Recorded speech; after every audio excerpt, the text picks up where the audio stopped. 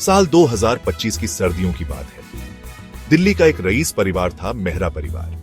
उनकी बेटी रिया की शादी अमित से तय हुई थी। अमित एक सीधा साधा मेहनती लड़का था। दोनों परिवार शादी की तैयारियों में जुटे थे। शादी का दिन आ गया। रिया लाल जोड़े में किसी परी से कम नहीं लग रही थी। अमित क्रीम रंग की शेरवानी में बेहद खूबसूरत लग रहा था। दोनों ने एक दूसरे को वरमाला पहनाई, 7 फेरे लिए। सब कुछ बहुत ही धूमधाम से हुआ। मेहमानों ने खूब मजे लिए, नाच गाना हुआ, स्वादिष्ट भोजन परोसा गया। सबके चेहरों पर खुशी साफ झलक रही थी। रात को विदाई की बेला आई। रिया की आंखों में आंसू थे, पर नए जीवन की खुशी भी थी। अमित और रिया अपनी नई जिंदगी शुरू करने के लिए उत्सुक थे। अमित और रिया हनीमून मनाकर वापस आ गए। रिया अब चारू बन चुकी थी। शुरुआत में सब कुछ सामान्य था। चारू अपने ससुराल वालों के साथ घुल मिल गई, लेकिन धीरे धीरे चारू के व्यवहार में अजीब बदलाव आने लगे। वो अक्सर गुमसुम रहने लगी। कभी कभी तो घंटों अपनी ही दुनिया में खोई रहती। रात को अजीब अजीब सपने आते थे उसे। उसकी सेहत भी बिगड़ने लगी थी। चेहरे की रानी फीकी पड़ी गई थी। आंखों के नीचे काले घेरे हो गए थे। पहले तो सबने सोचा कि शायद शादी के बाद का स्ट्रेस होगा, पर चारू का व्यवहार दिन ब दिन बिगड़ता जा रहा था।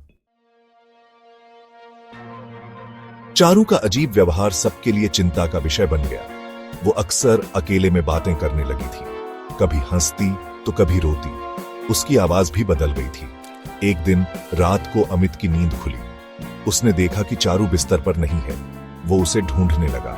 घर के हर कमरे में देखा, पर चारू कहीं नहीं मिली। अचानक उसे छत से कुछ अजीब आवाजें सुनाई दी। डरते डरते वो छत पर गया। वहां का नजारा देखकर उसके होश उड़ गए। चारू छत की दीवार पर चढ़कर अजीबोगरीब हरकतें कर रही थी। अमित ने हिम्मत करके चारू को नीचे उतारा और उसे कमरे में ले गया। सारा परिवार इकट्ठा हो गया। सबके चेहरे पर डर और चिंता साफ दिख रही थी। अमित की मां ने रोते हुए कहा, यह क्या हो गया है मेरी बहू को? तभी अमित की दादी मां ने सबको चुप कराया।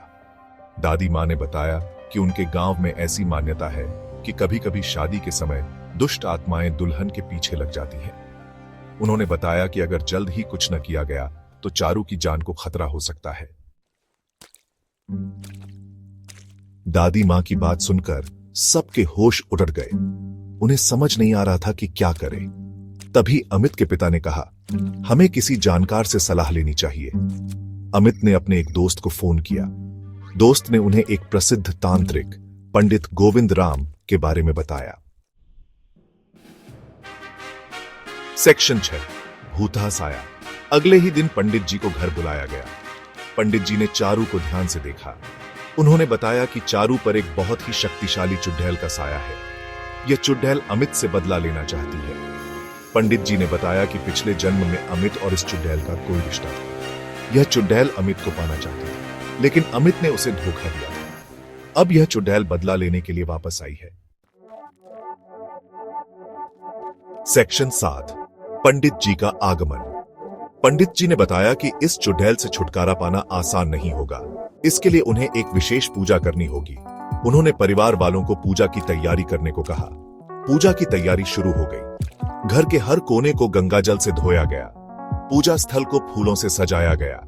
रात को पंडित जी ने पूजा शुरू की। सेक्शन 8, बुरी आत्मा का अंत। पंडित जी मंत्रों का उच्चारण कर रहे थे। चारू छत से लटके झूमर को हिला रही थी। उसकी आंखें लाल हो गई थीं। उसके मुंह से झाग निकल रहा था। वो जोर जोर से चिल्ला रही थी। वो कह रही थी कि वो अमित को कभी भी नहीं छोड़ेगी। पंडित जी ने अपनी शक्ति बढ़ा दी। अंततः पंडित जी ने उस चुड़ैल को चारू के शरीर से निकाल दिया। चुड़ैल ने हार मान ली और अंधेरे में गायब हो गई। सेक्शन 9, नई शुरुआत। चारू बेहोश हो गई। जब उसकी आंखें खुली तो उसे कुछ भी याद नहीं था। अमित ने उसे सारी बात बताई। चारू को अपनी आंखों पर यकीन नहीं हो रहा था। उसे समझ नहीं आ रहा था कि उसके साथ ऐसा कैसे हो सकता है। परिवार वाले बहुत खुश थे कि चारू वापस आ गई थी। उन्होंने पंडित जी का बहुत बहुत धन्यवाद किया। धीरे धीरे चारू पूरी तरह से ठीक हो गई।